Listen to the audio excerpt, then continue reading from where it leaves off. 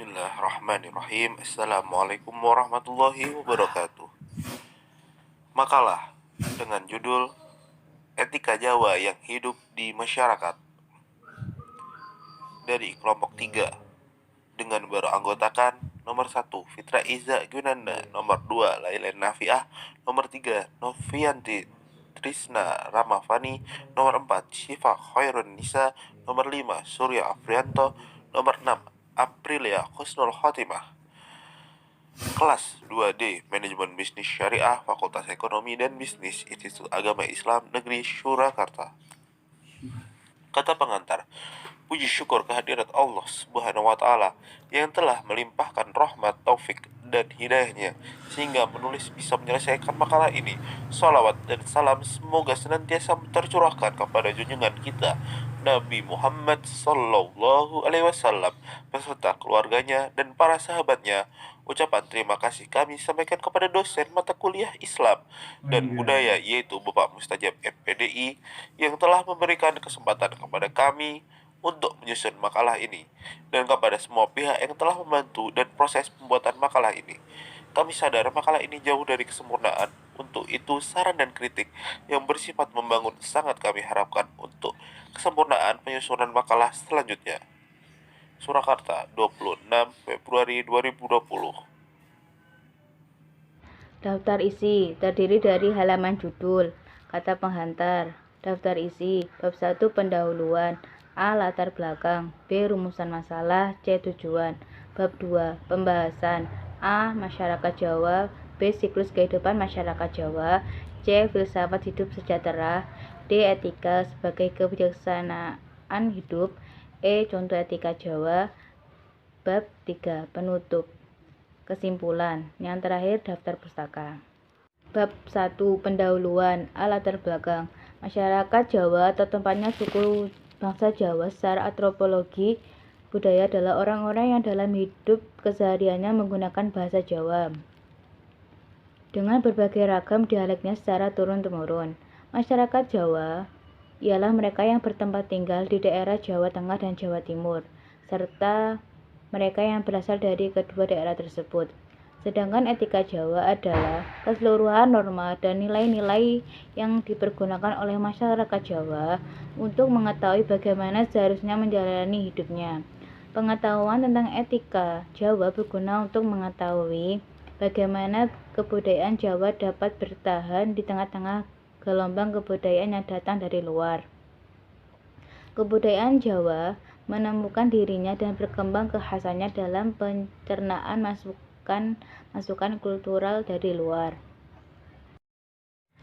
Kehidupan masyarakat Jawa penuh dengan nilai-nilai dan norma-norma kehidupan yang tumbuh secara turun-temurun.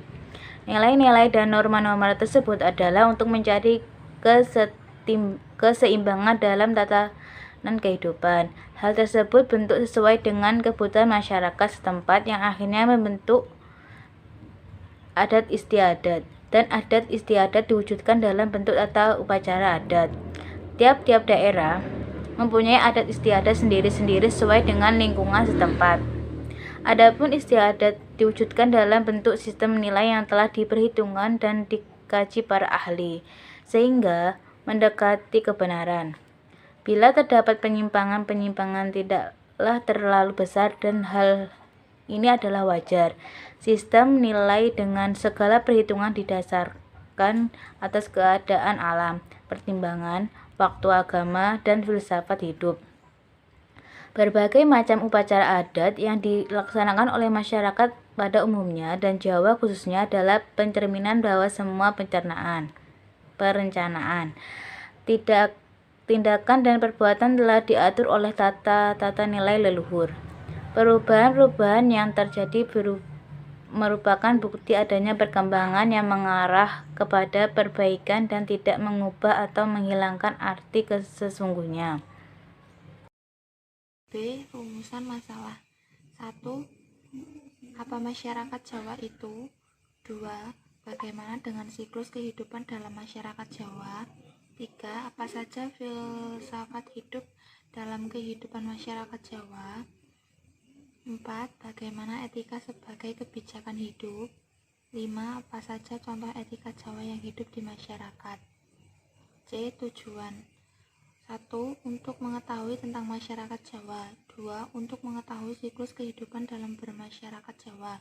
3. Untuk mengetahui filsafat hidup dalam kehidupan masyarakat Jawa. 4. Untuk mengetahui etika sebagai kebijaksanaan hidup. 5. Untuk mengetahui contoh etika Jawa yang hidup di masyarakat. Bab 2. Pembahasan. A. Masyarakat Jawa. Masyarakat Jawa merupakan salah satu masyarakat yang hidup dan berkembang mulai zaman dahulu hingga sekarang, yang secara turun-temurun menggunakan bahasa Jawa dalam berbagai ragam dialeknya dan mendiami sebagian besar Pulau Jawa. Menurut Frans Magnus Suseno, yang disebut orang Jawa adalah orang yang bahasa ibunya adalah bahasa Jawa dan merupakan penduduk asli bagian tengah dan timur Pulau Jawa yang berbahasa Jawa. Dikatakan orang Jawa apabila bertempat tinggal di daerah Jawa, berasal dari daerah Jawa atau keturunan orang Jawa, serta menggunakan bahasa Jawa. Zaman sekarang kira-kira terdapat 68 juta orang Jawa, sedangkan untuk wilayah Jawa sendiri dibedakan lagi antara para penduduk pesisir utara, di mana hubungan perdagangan, pekerjaan nelayan, dan pengaruh Islam lebih kuat menghasilkan bentuk kebudayaan Jawa yang khas, yaitu kebudayaan pesisir dan daerah-daerah Jawa pedalaman, sering juga disebut kejawen. Masyarakat Jawa yang menganut Islam kejawen dalam melakukan berbagai aktivitas sehari-hari juga dipengaruhi oleh keyakinan, konsep-konsep, pandang-pandangan, nilai-nilai budaya, dan norma-norma yang kebanyakan berada di alam pikirannya. B. Siklus kehidupan masyarakat Jawa. Siklus kehidupan masyarakat Jawa dimulai dari istri atau wanita hamil sampai yang berakhir orang meninggal dunia. Secara siklus tersebut adalah 1. Selamatan bagi wanita hamil, yaitu kehamilan pertama, bulan keempat yang disebut ngupati, dan kehamilan bulan ke-7 maka diadakan upacara 7 bulan atau tingkeban. 2. Selamatan bayi menurut hari kelahirannya. Masing-masing hari kelahiran syarat selamatnya mempunyai aturan tersendiri. Misalnya yang lahir pada hari Sabtu, selamatan berupa bubur sumsum disertai doa dengan harapan agar selalu sehat walafiat. 3. Upacara tedak siten. Yang ketiga, upacara tedak siten, bila mana si anak telah mencapai umur 78, yaitu 7 kali 35 hari, biasanya diadakan upacara yang dinamakan turun tanah atau tedak siten, yang mempunyai makna agar anak yang bersangkutan setelah dewasa nanti mampu mandiri dalam menempuh kehidupan yang penuh tantangan dan agar yang dicita-citakan tercapai. Yang keempat, tetesan dan khitanan. Pada umumnya masyarakat Jawa bila mempunyai anak perempuan yang telah mencapai umur 8 tahun atau 1 windu perlu disunat atau tetesan. Sedangkan anak laki-laki telah berumur 9-12 tahun perlu dikhitani atau khitanan. Nomor 5, ruwatan.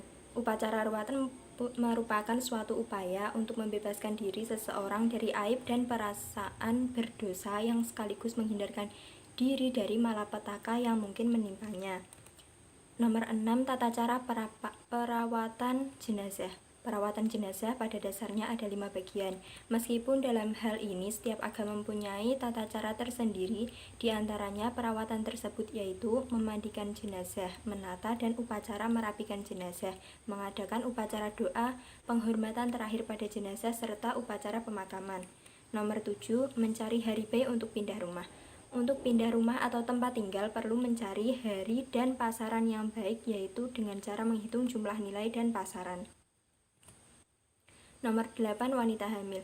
Tanda-tanda wanita hamil adalah ingin makan serba pedas, segar dan masam yang disebut ngidam. Pada waktu ngidam sebaiknya memakan rujak parijata, karena nanti bila anaknya lahir laki-laki menjadi tampan dan bila perempuan menjadi cantik. Wanita hamil dilarang memakai cunduk, kembal sisir, mengenakan giwang dan cincin. Nomor 9, melihat keadaan penghidupan anak menurut hari kelahiran ayah dan anak. Apabila hari kelahiran seorang bayi sama dengan hari kelahiran sang ayah, maka demi keselamatan bayi tersebut harus dijual secara simbolis seharta kerelaan pembelinya. Biasanya yang membeli adalah sanak keluarga sendiri, misalnya saja pamannya. Maka saat itu juga bayi tersebut menjadi anak paman, meskipun dalam kenyataannya bayi itu masih menjadi tanggungan ayah kandungnya. Nomor 10, perhitungan untuk keselamatan bila orang jatuh sakit. Bila seseorang jatuh sakit, maka agar si sakit cepat sembuh harus berhajat mengadakan selamatan. Untuk itu dapat melihat jumlah hari dan pasaran. Filsafat hidup sejahtera. 1. Hedonisme. Dalam filsafat Yunani, hedonisme sudah ditemukan oleh Aristopos dari Kiren tahun 433 sampai 355 sebelum Masehi. Kata hedonisme berasal dari bahasa Yunani, hedon, yang artinya nikmat, kesenangan.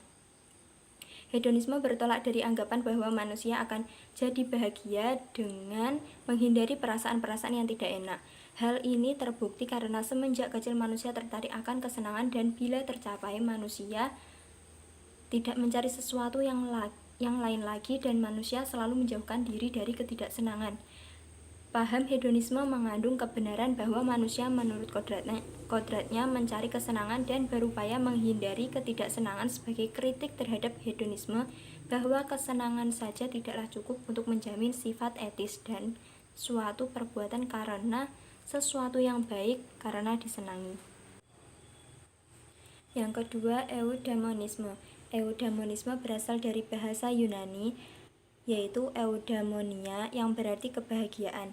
Eudaimonisme merupakan teori etika yang menjelaskan bahwa tujuan manusia adalah kebahagiaan. Tokoh yang menganut paham eudaimonisme diantaranya adalah Plato, Aristoteles, dan Thomas Aquinas. Hidup yang baik menurut Plato adalah keseimbangan ukuran yang diterapkan pada pilihan-pilihan. Sedangkan menurut Aristoteles adalah hanya ada satu kebaikan akhir, yaitu ultimate good, yang tak lain sang kebaikan sendiri atau the good. Karena manusia adalah makhluk sosial, di mana kebaikan sosial lebih penting dan mulia daripada kebaikan individual. Kebaikan ini bersifat tetap dan merupakan tujuan hidup. Menurut Thomas Aquinas, di mana manusia terarah untuk mengerti tujuan akhir yang membahagiakan secara sepenuhnya dan sempurna. Kebahagiaan bagi Thomas Aquinas ini dapat dicapai di dunia dan akhirat lewat perjumpaan dengan Tuhan. Konsepsi Aquinas ini memungkinkan manusia mencapai kebahagiaan sepenuhnya. Yang ketiga adalah utilitarisme. Utilitarisme berasal dari kata utilis, artinya berguna. Yang dianggap sebagai dasar kebaikan tertinggi adalah bermanfaatnya perbuatan yang baik adalah yang memberikan kebaikan. Menurut utilitarisme, manusia harus bertindak sedemikian rupa sehingga menghasilkan akibat yang baik yang sebanyak mungkin dan sedapat-dapatnya mengelakkan akibat-akibat buruk. Tindakan-tindakan tersebut harus selalu memperhatikan akibatnya bagi semua orang. Menurut Bentham, kehidupan manusia ditentukan oleh dua ketentuan besar, yaitu nikmat dan perasaan sakit, sehingga tujuan moral pendidikan manusia adalah memaksimalkan perasaan nikmat dan meminimalkan perasaan sakit. Sedangkan menurut John Stuart Mill mencoba mengajukan gagasan bahwa kesenangan rohani pada umumnya dimenangkan terhadap kesenangan jasmani karena menyangkut kelestarian dan keselamatan. Kenyataan ini menunjukkan bahwa kebahagiaan itu tidak dinilai dari kualitas yang hanya bisa diukur dari luarnya. Yang keempat, deontologi. Deontologi berasal dari bahasa Yunani deon, yang artinya apa yang harus dilakukan. Kewajiban teori deontologi menganggap suatu tindakan dapat dibenarkan dengan menunjukkan bahwa suatu tindakan itu benar, bukan dengan menunjukkan bahwa tindakan tersebut mempunyai akibat-akibat baik. Menurut Immanuel Kant, yang bisa disebut baik hanyalah kehendak yang baik. Kehendak itu menjadi baik jika manusia bertindak karena kewajiban. Suatu perbuatan bersifat moral jika dilakukan semata-mata karena hormat pada hukum moral. Etika sebagai kebijaksanaan hidup. Yang pertama, etika dan pengertian. Rasa adalah kategori pengertian. Rasa pertama-tama berkembang dalam suasana keluarga inti yang secara ideal bebas dari tekanan dan paksaan, dalam lingkungan keluarga luas dan di antara para tetangga. Di sini orang Jawa mengembangkan kepercayaan dasar ke dalam kelompoknya. Di sini berkembang padanya kepekaannya untuk reaksi-reaksi sesamanya. Di sini ia mulai mengenal rasa takut terhadap dunia luar yang berbahaya. Di sini tumbuhlah di dalamnya sikap-sikap moral dasar seperti kejujuran, kesediaan untuk menolong, keadilan. Di sini ia membatinkan perintah desa untuk mencegah konflik-konflik sebagai suatu yang positif dan belajar untuk memahami struktur hierarkis masyarakat. Dalam proses pertumbuhan ini, sikap hidupnya sejak semula distrukturisasikan menurut kategori tempat. Ia mengalami perbedaan antara dalam kepercayaan, kehangatan, keakraban, keamanan, dan luar, rasa hormat, malu, sungkan, jarak, bahaya-bahaya. Ia belajar untuk membedakan kedudukan-kedudukan yang dan perangkat-perangkat yang berbeda dalam masyarakat, dan bahwa individu ditentukan oleh kedudukan dan perangkat itu. Ia belajar untuk membedakan kewajiban-kewajiban menurut kedudukan masing-masing dalam masyarakat. Di sini ia menginternalisasikan tuntunan-tuntunan tata krama dan adat istiadat. Dengan demikian, perkembangan rasanya, melalui rasanya, ia tahu bagaimana ia harus membawa diri dan kelakuan yang sesuai dengan kebiasaannya. 2. Bukan masalah aksi, bahwa dalam pandangan Jawa sikap dasar moral atau rasa yang benar dengan sendirinya menjamin kelakuan yang tepat. Sedangkan etika-etika barat sangat mementingkan latihan kehendak untuk melaksanakan apa yang dipahami sebagai kewajiban moral oleh akal budi. Nampak juga dari ciri khas kedua etika Jawa. Tujuan terakhir etika ini bukanlah suatu aksi. Sebagaimana telah kita lihat, etika Jawa memang menuntut agar setiap orang memenuhi kewajiban-kewajiban pangkat dan kedudukannya. Setiap orang harus melakukan apa yang ditugaskan kepadanya oleh kedudukan sosialnya dan oleh nasib pribadinya dalam dunia. Etika Jawa bukan suatu etika kemalasan, tetapi tindakan yang dituntut itu bukanlah suatu aksi, bukan suatu gerakan keluar dari diri sendiri, dan tujuannya bukanlah suatu perubahan kategoris terhadap dunia. Etika Jawa tidak bermaksud untuk mengubah dunia yang ada menjadi dunia lain yang lebih baik. Sebagaimana telah diutarakan, perubahan semacam itu menurut pandangan dunia Jawa tidak berbeda dalam jangkauan kekuatan manusia, bahwa sama sekali tidak berada dalam perspektifnya. Jadi etika Jawa bukanlah etika aksi. Tujuannya bukan berubah-ubah. Tentunya yang harus dilakukan dalam dan dunia, melainkan suatu proses perkembangan kematangan. Yang ketiga, kedudukan keutamaan moral. Etika Jawa memperlihatkan diri sebagai etika pengerti. Dalam hubungan ini timbul pertanyaan mengenai kedudukan keutamaan moral dan etika. Ini dengan keutamaan moral. Yang saya maksud di sini sikap-sikap kehendak yang tepat untuk bertindak secara moral. Arti menurut normal-normal moral dasar. Relevansi baik dan buruk. Salah satu ciri etika-etika yang mementingkan fungsi kehendak adalah bahwa dibedakan dengan tajam antara yang baik dan yang jahat, karena paham kejahatan secara hakiki menyangkut kehendak. Yang jahat ialah kehendak akan salah satu secara moral, karena norma-norma tindakan yang secara moral betul mewajibkan dengan mutlak, maka siapa yang tahu bagaimana ia harus bertindak tetapi tidak juga bertindak demikian melanggar kewajiban yang mutlak. Pemisah tak berdamaian antara baik dan buruk. Ini dalam etika Jawa diperlunak dari dua sudut. Pertama, dalam sudut etika Jawa, tindakan moral yang salah dianggap masalah kehendak buruk, melainkan akibat kekurangan pengertian. Orang seperti itu disebut durung ngerti, ia belum mencapai pengertian. Yang kelima, moral dan estetika. Sudah beberapa kali kita menentukan bahwa menurut etika Jawa, tindakan kita harus terarah pada pemeliharaan keselarasan dalam masyarakat dan alam raya sebagai nilai tertinggi.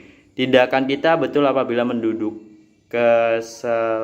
keselarasan ini apabila tidak kita mencapai tepat dalam keseluruhan secara seleras. Sebaiknya suatu tindakan yang mengganggu keselarasan yang menghasilkan kepincangan ketidaktenangan dan kebingungan dalam masyarakat adalah salah. Dalam hubungan ini ada dua kategori kunci yang dipergunakan dalam etika Jawa untuk mengatur semua unsur lahir dan batin, yaitu kategori halus, dan kasar. Kita mengenal halus sebagai istilah yang mengungkapkan kehalusan suatu permukaan. Kehalusan dalam kelakuan, kepekaan, ketampanan, kesopanan, dan sebagainya. Kasar adalah segala-gala yang berlawanan dengan halus. Etika kebijaksanaan. Tuntunan dasar etika Jawa adalah tuntunan untuk menyesuaikan diri dengan lingkungan masyarakat dan untuk memenuhi kewajiban-kewajiban yang ditentukan oleh lingkungan itu. Dalam bab ini kami mempertanyakan daya ikat teruntut itu terhadap individu. Pertanyaan ini erat hubungannya dengan pertanyaan apa yang dapat menjadi motivasi individu Jawa untuk menuruti tuntunan-tuntunan etika. Sebagaimana telah kita lihat, maka pembedaan yang menentukan dalam etika Jawa bukanlah antara manusia yang baik dan yang jahat, melainkan antara orang yang bijaksana dan yang bodoh. Yang tidak, siapa yang tidak memenuhi peraturan etika Jawa tidak terutama dianggap sebagai jahat, melainkan sebagai bodoh. Siapa yang mengejar hawa nafsunya, yang hanya memikirkan pemuas kebutuhan egois langsungnya sendiri, tidak terutama menimbulkan kemarahan moral, melainkan dianggap kelakuannya menunjukkan bahwa ia belum tahu cara hidup mana yang menjadi kepentingan yang sebenarnya. Dan sebaliknya, orang yang bijaksana menangkap bahwa yang paling baik baginya adalah hidup yang sesuai dengan peraturan-peraturan moral. Bahkan apabila itu berarti bahwa ia melawan nafsu-nafsunya dan harus rela untuk tidak langsung memenuhi semua kepentingan jangka pendek. Contoh etika Jawa. 1. Ikut serta gotong royong. Kita ikut gotong royong itu adalah kewajiban kita sebagai masyarakat di desa. Dan saat istirahat terdapat suguhan makanan itu termasuk hak yang tidak tertulis atau sudah ada sendirinya. 2. Pada saat berdiskusi, biasanya orang Jawa saat harus mengambil keputusan cenderung akan mengatakan atau mengeluarkan pendapat dengan suara yang rendah dan tenang. Kalaupun tidak suka atau tidak satu pendapat dengan mereka, lebih suka tidak mengatakan apa-apa daripada menimbulkan suasana yang tidak tenang. Menutup kesimpulan A. Masyarakat Jawa merupakan salah satu masyarakat yang hidup dan berkembang mulai zaman dahulu hingga sekarang yang secara turun-temurun menggunakan bahasa Jawa dalam berbagai ragam dialeknya dan mendiami sebagian besar pulau Jawa. B. Siklus kehidupan masyarakat Jawa dimulai dari istri atau wanita hamil sampai yang berakhir orang meninggal dunia. C. Kaidah dasar kehidupan masyarakat Jawa yaitu terdiri dari prinsip kerukunan dan prinsip hormat. D. D. Filsafat hidup sejahtera dibedakan menjadi 4, yaitu hedonisme, eudaimonisme, utilitarisme, dan deontologi. E. Etika sebagai kebijaksanaan hidup membahas tentang etika dan pengertian, bukan masalah aksi, kedudukan keutamaan moral, relativasi baik dan buruk, moral dan estetika, dan etika kebijaksanaan. Daftar pustaka Astianto Heni Filsafah Jawa Yogyakarta Warta Pustaka 2016. Siti Ngadiati dan Haryati Sosiologi 1 Semarang Aneka Ilmu 2004. Suseno Franz Magirs Etika Jawa Jakarta PT Gramedia Pustaka Utama 2003. Terima kasih, sekian penjelasan dari kelompok kami. Apabila ada salahnya itu semata-mata dari kami, dan apabila benar itu datangnya dari Allah Subhanahu wa taala. Astaghfirukum hadilqa wa mu'anajah bumurikum. Wassalamualaikum warahmatullahi wabarakatuh.